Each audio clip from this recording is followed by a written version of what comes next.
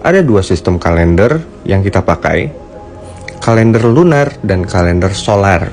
Kalender solar adalah kalender yang berdasarkan sol atau sun atau matahari.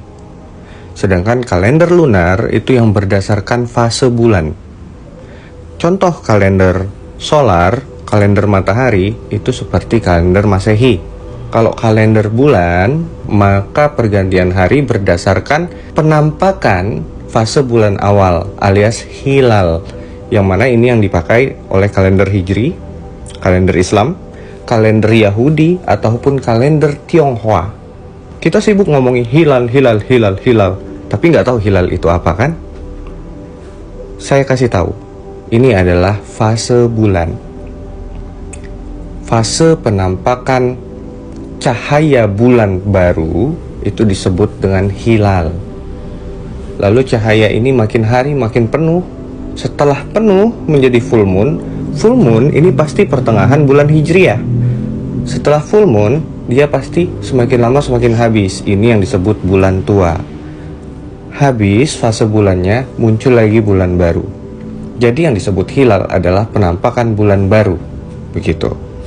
Kenapa Nahdlatul Ulama dan Muhammadiyah sering berbeda pendapat? Karena perbedaan metode menentukan bulan baru kapan.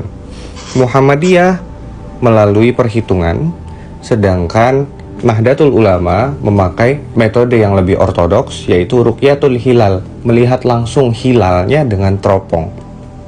Pendapat pribadi saya, untuk zaman sekarang, dengan teknologi kita sekarang, dengan kemajuan berpikir kita sekarang, Ruqyatul Hilal ini cukup ketinggalan zaman.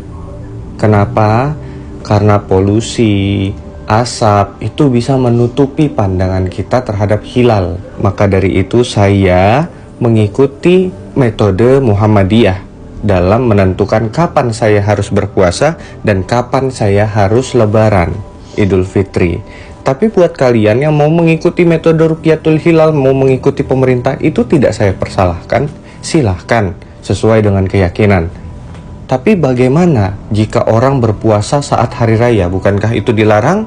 Benar, itu jika dia meyakini saat itu hari raya, tapi dia masih memaksakan diri puasa. Tapi kalau dia merasa hari itu memang belum hari raya, dan dia berpuasa, itu nggak ada salahnya. Karena saya meyakini metode astronomi atau hisab itu adalah tepat, karena matematik itu eksak, 1 tambah 1 sama dengan 2. Maka ketika Muhammadiyah menyatakan hari ini lebaran, saya akan yakin bahwa hari itu lebaran. Jika saya memaksakan diri untuk berpuasa pada hari lebaran, maka saya berdosa. Satu lagi contoh kejadian yang unik.